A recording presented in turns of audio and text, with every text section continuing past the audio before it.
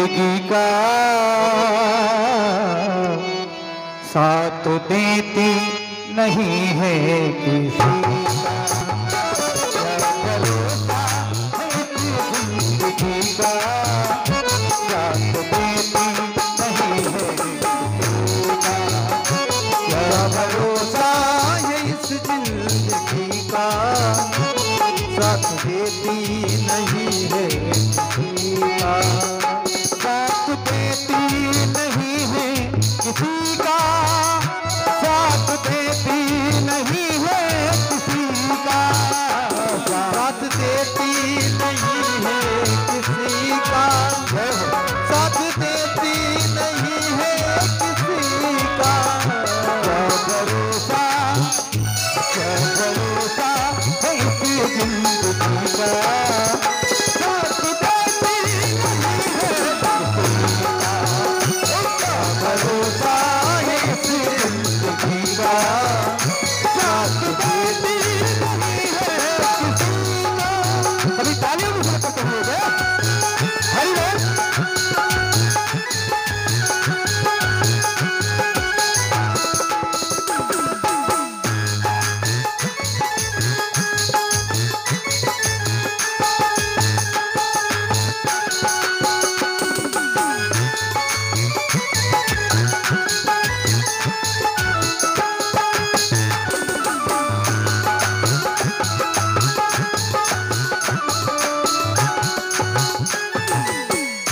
सांस रुक जाएगी चलते चलते। समा बुझ जाएगी जलते जलते। सांस रुक जाए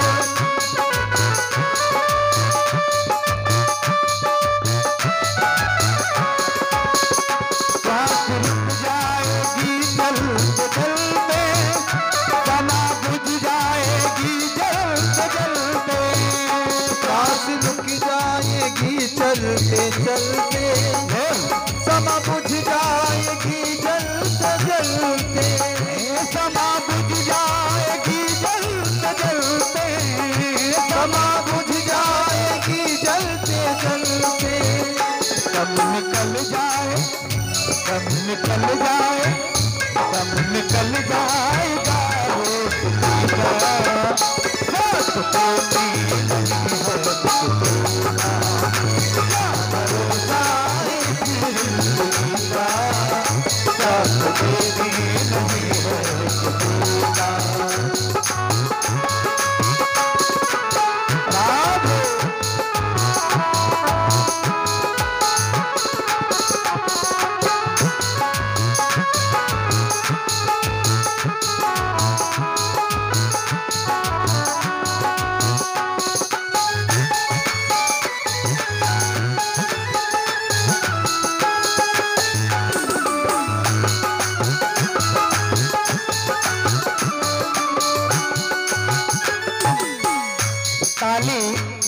तालियां वो नहीं बजाते जिनको कोई गम होता है। तालियां वो नहीं बजाते जिनको कोई गम होता है। अरे ताली तो वो बजाते जिनकी बाजियों में दम होता है। बजाइए भगवान के कीर्तन में ताली की कमी से नहीं करना चाहिए, नहीं तो अगले जन्म में भगवान वापस ले लेगा। हाथ दिए तो ताली बजाने के लिए ताली नहीं बजाई, क्या करेंगे भाई? किसी को कर्जा दिया, किसी ने कर्जा दिया, किसी काम के लिए वो काम नहीं किया तो दोबारा कोई कर्जा नहीं देगा। एक ठाकुर जी ने दिए हाथ, बजाइए तालियां जिनको परमात्मा ने दी है, बजाइए तालियां।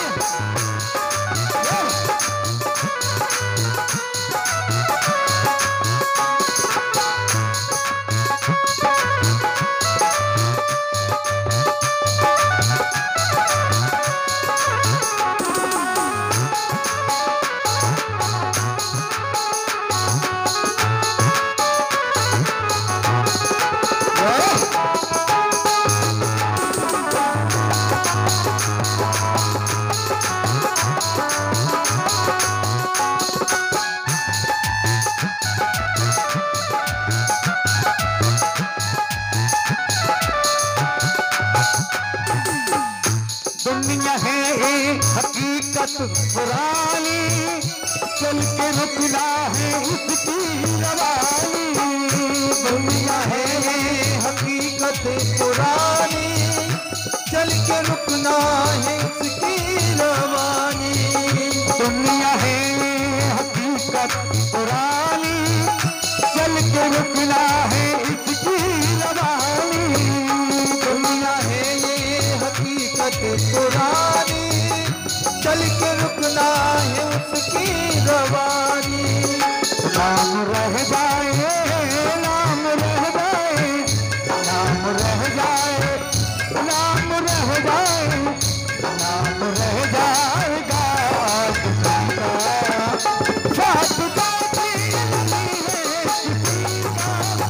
क्या भरोसा है इस जिंदगी का, साथ बाकी नहीं है किसी का। क्या भरोसा है इस जिंदगी का, साथ बाकी नहीं है किसी का, साथ बाकी नहीं है किसी का। बोली बाकी बिहारी लाल की जय। पता चला जी, अपनी नहीं है जिंदगी, पता नहीं कब क्या हो जाए। लिखा है क्षणभंगुर जीवन की कल का, कल प्राप्त को जाने खिली न खिली। मलयागिर की सुच शीतल मंद, सुगंध समीर चली न चली। कलिकाल कुठार लिए फिरता, तन नम्रत चोट झली न झली। और भज हरि नाम अरी रसना, तू अंत समय पे हिली न हिली। जय हो, जय हो। पता अंत समय पे, अंत समय पे व्यक्ति के मुंह से भगवान का नाम आना मुश्किल है। हम आप तो साधारण जीव हैं भैया, अच्छे अच्छे संतों के लिए युग लिखा बार बार मुनि जतन कराई। और अंत राम मोहि आवत, अंत में राम आना तो बड़ी मुश्किल है। अब आएंगे जब जब अपनी आदत में होंगे तो फिर आ जाएंगे। अपन उन्हें यदि भजते रहे तो जरूर आएंगे। और सोचो, जब व्यक्ति के लिए भगवान नहीं आते तो पता फिर बहुत बुरी जगह जाना पड़ता, नरक में जाना पड़ता है। इसलिए ये नहीं सोचना चाहिए जीव को कि भजन कल कर लूंगा। भजन की छुट्टी नहीं। वेद पुराण इस बात को कह रहा है, ये मत समझना कि महाराज जी कह रहे हैं, नहीं, ये ऐसा नियम है, हर चीज का अवकाश, लेकिन भजन का अवकाश नहीं होना चाहिए।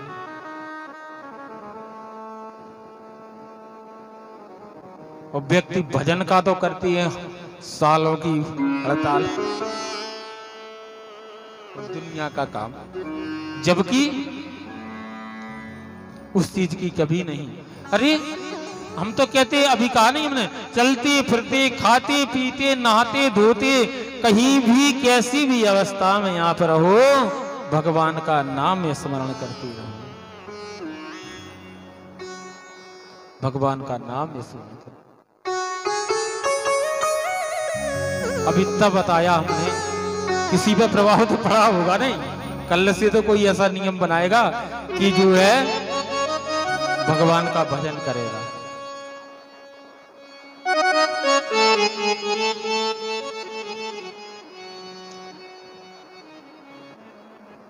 देखिए,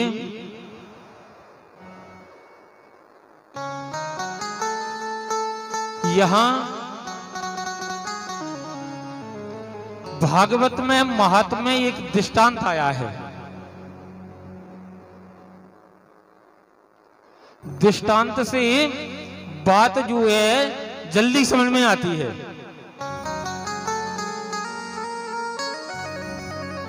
और भागवत में लिखा भी ये है कि भागवत का वक्ता भी ऐसा होना चाहिए जो बिल्कुल सरल से सरल तरीके में समझा देवे।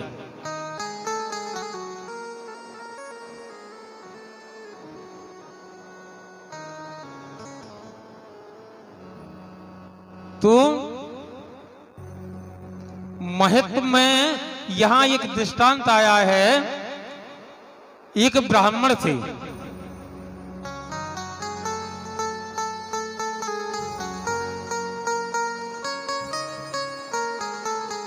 और ब्राह्मण जो है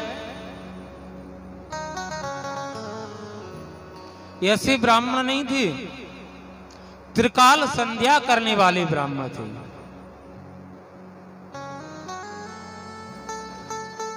उनका निवास जो है तुंगभद्र नदी के किनारे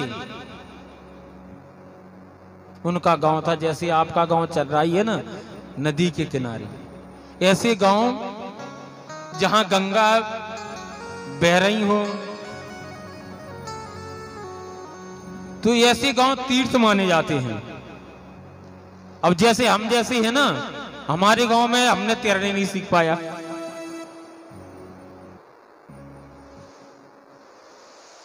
तो जहां गंगा का किनारा हो ऐसे गांव में निवास करना चाहिए। देवालय शिवालय हो,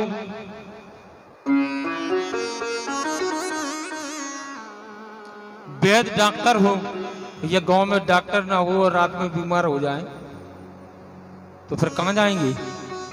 होना चाहिए। शिक्षा के लिए विद्यालय भी हो, ये नहीं कि विद्यालय ना हो ऐसे गांव में बस जाएं। तो वो ब्राह्मण जो है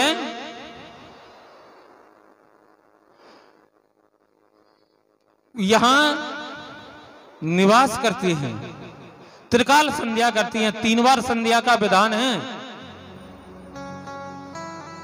समझें इन बातों के लिए। 3 बार संध्या, ब्राह्मण वो है जो 3 बार संध्या करता है।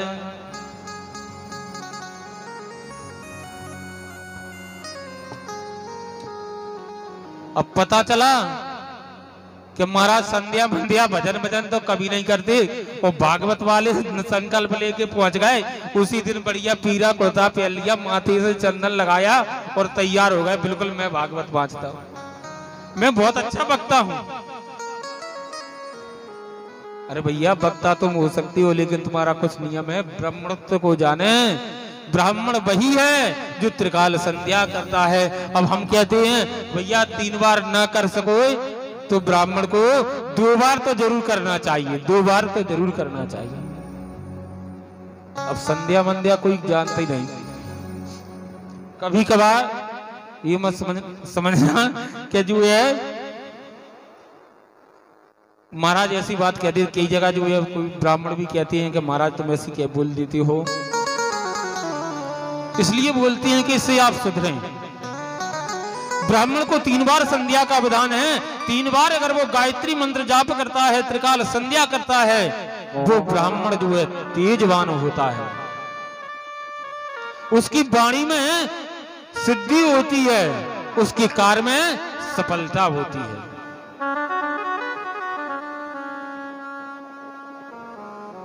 अब संध्या मंध्या तो नहीं करते,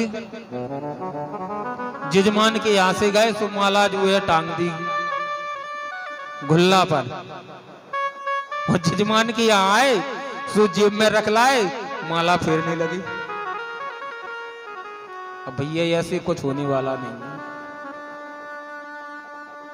भजन करना होगा तो प्रिय भक्तों, आत्मदीप ब्राह्मण जो है त्रिकाल संध्या करने वाला ब्राह्मण था, 3 काल संध्या करता। लेकिन एक कमी थी, उनके यहां कोई संतान नहीं थी।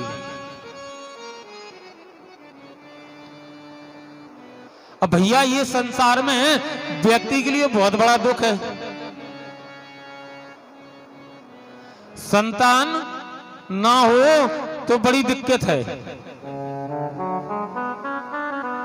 वैसे भी अपने वेदों में ऐसा वर्णन आया है कि संतान होना भी जरूरी है। क्यों, किस लिए जरूरी है?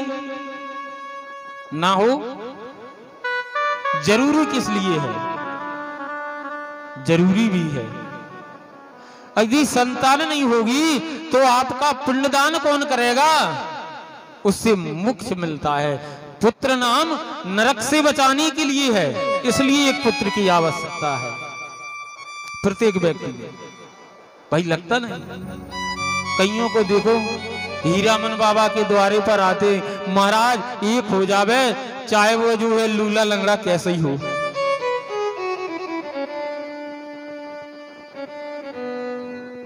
संसार में जो है पुत्र की भी आवश्यकता है।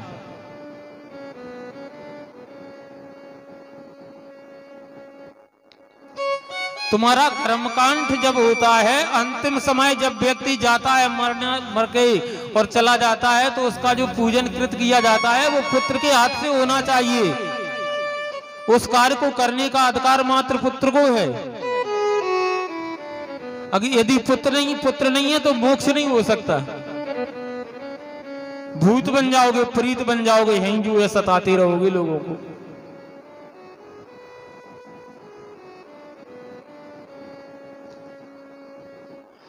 तब जो है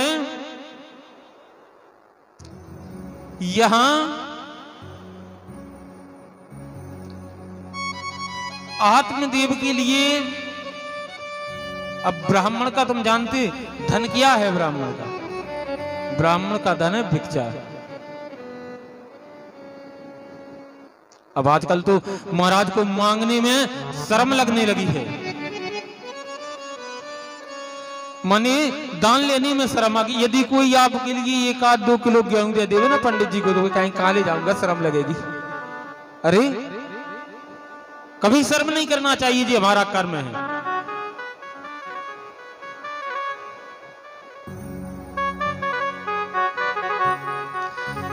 आत्मदेव जो है घर में संपन्न है। कभी कभार बात चर्चा होती, कोई कहता भैया हम महाराज हैं तो कुछ कह नहीं सकते, लेकिन संतान नहीं है और आ जाते हैं, अच्छा नहीं लगता।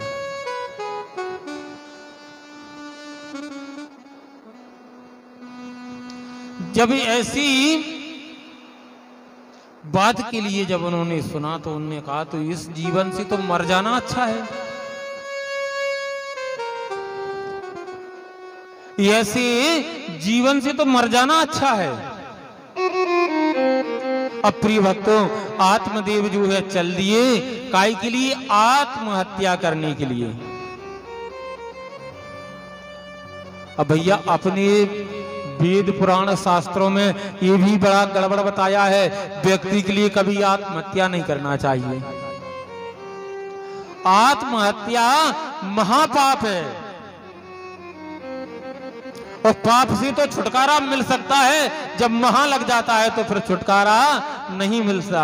इसलिए आत्महत्या नहीं करना चाहिए। आजकल लोग जो है थोड़ी सी घर में लड़ाई कुछ हुआ, पता चला उनने जो है राधे राधे रस्सी से बंद करके टंग गए। अरे ऐसा क्यों करें?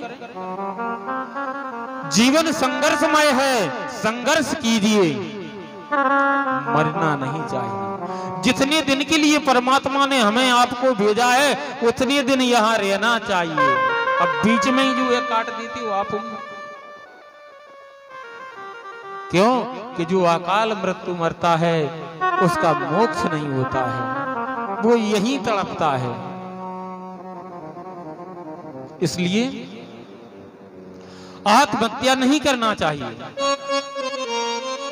अब आत्मदेव ब्राह्मण ने मन में विचार कर लिया कि भाई ऐसे जीवन से तो मर जाना अच्छा है, मैं आत्महत्या करूंगा। अब भैया ऐसा कोई विचार कर ले तो आत्महत्या करेगा तो एकांत में जाना होगा। कोई आ जाए भैया लोग कहे मैं तो इस पंडाल में टंग रहा हूं, तो अपन टंगने देंगे क्या? आत्मदेव ने सोचा कहां जाऊं। आत्मदेव गए जंगल में, एक बरगद का वृक्ष था। एक वृक्ष के ने सोचा इसी वृक्ष पर जो है अपने प्राणों को दे दूंगा। वहां एक संत बैठे हुए थे, भजन कर रहे हैं। समय टल जाता है ना, वो संत को देख करके और रहे।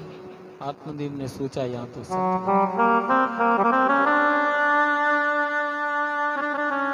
संत ने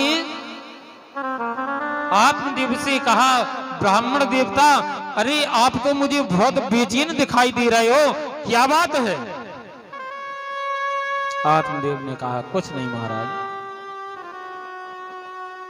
कोई बात नहीं। नहीं बोले, बताइए, आप मुझे बहुत चिंतित दिखाई दे रहे हो।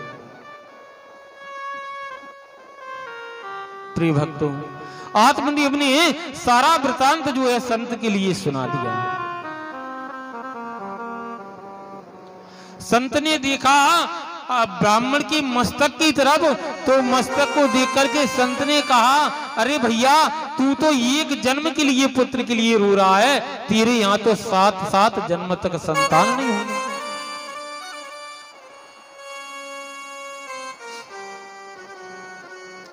तब इस बात को उन्होंने सुना। ब्राह्मण आत्मदेव संत के चरणों में गिर पड़े, बोले, प्रभु, जब आप इतना जानते हैं तो कोई उपाय भी तो बताइए।